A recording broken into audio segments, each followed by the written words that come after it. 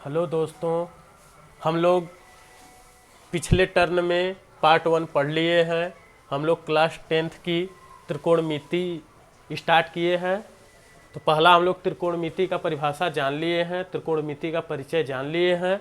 अब हमें नंबर दूसरा हेडिंग त्रिकोणमिति अनुपात ट्राइगोनोमेट्री रेशियो के बारे में जानना है कि यह क्या होता है। तो आपको दोस्तों बता दिया जा रहा है कि त्रिकोणमिति अनुपात के बारे में ही हमें, जब तक ये बेसिक से नहीं आएगा हम त्रिकोणमिति नहीं लगा पाएंगे। तो इसको हम परिभाषा इसकी समझते हैं, किसी समकोण त्रिभुज में किन्हीं दो भुजाओं के अनुपात को त्रिकोणमिति अनुपात कहते हैं। ये 6 प्रकार के होते हैं। ये 6 प्रकार के क्यों होते हैं, इसको समझने के लिए हम ये समझेंगे पहले कि समकोण त्रिभुज किसे कहते हैं। तो दोस्तों, समकोण त्रिभुज उस त्रिभुज को कहते हैं जिसमें एक कोण 90 अंश का होना चाहिए और दोनों कोण और जो शेष 2 कोण बचते हैं उसे न्यून कोण होना चाहिए। जो कोण ए और कोण सी बचा है, इन दोनों का योग 90 अंश के क्या होना चाहिए, बराबर होना चाहिए। और जो एक शेष अकेला कोण है उसका मान केवल कितना होना चाहिए, 90 अंश होना चाहिए। ये कितने प्रकार के होते हैं त्रिकोणमिति अनुपात? 6 प्रकार के होते हैं। पहला साइन, नंबर दूसरा कोसाइन, नंबर तीसरा टेंजेंट, चौथा होता है टेंजेंट का ठीक उल्टा कोटेजेंट, नंबर 5वां है यह कोसाइन का उल्टा होता है सेकेंड, और नंबर 6वां आप लोगों का साइन का उल्टा होता है कोसेकेंट। बेसिकली इनको हम छोटे रूपों में लिखते हैं। छोटा इनका रूप साइन होता है, कोसाइन का कोस होता है, टेंजेंट का टैन होता है, कोटेंजेंट का कोट होता है, सेकेंट का सेक होता है और कोसेकेंट का कोसेक होता है। और दोस्तों, हम इस बात पे चर्चा करेंगे कि ये सिर्फ 6 ही प्रकार के क्यों होते हैं, 6 से अधिक क्यों नहीं होते हैं।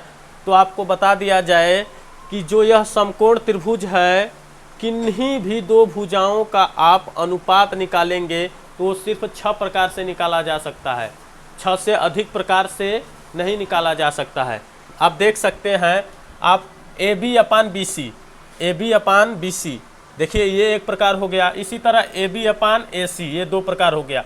इसी तरह किसी भी एक भुजा को ऊपर करेंगे और 2 भुजाओं को क्या करेंगे, नीचे। तो इस प्रकार से सिर्फ 6 अनुपात ही, भुजाओं में 6 अनुपात ही निकाला जा सकता है। इसीलिए त्रिकोणमिति अनुपात सिर्फ 6 प्रकार के होते हैं।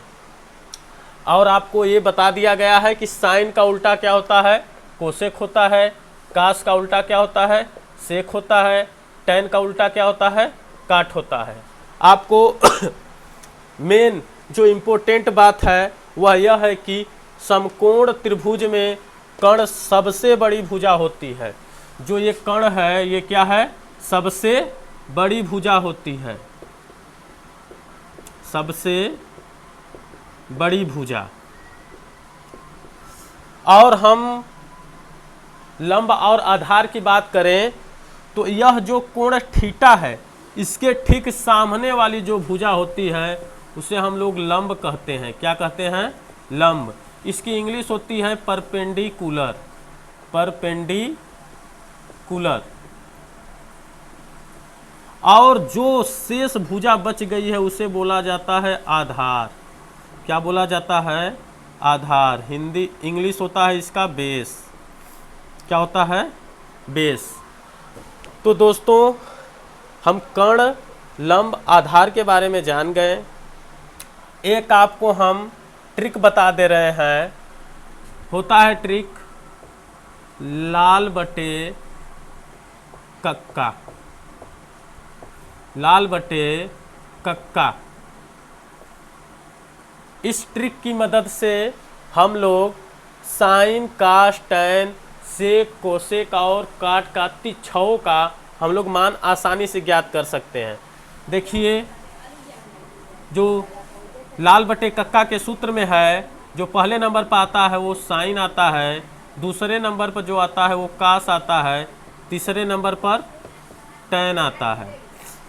और आपको हम बता दिए हैं कि साइन का उल्टा क्या होता है, कोसेक होता है, कास का उल्टा क्या होता है, सेक होता है, tan का उल्टा क्या होता है, काट होता है। तो इस प्रकार से आपको याद हो जाएगा कि साइन थीटा बराबर क्या होता है, लंब बटे कर्ण, कास थीटा बराबर क्या होता है, आधार बटे कर्ण, tan थीटा बराबर क्या होता है, लंब बटे आधार। तो इससे हम लोग 6 त्रिकोणमिति अनुपात को आसानी से ज्ञात कर सकते हैं। आज के लिए दोस्तों इतना ही। अब अगले टर्न पर हम लोग बेसिक सूत्र की सहायता से कुछ न्यूमेरिकल को हल करेंगे। Okay, good bye.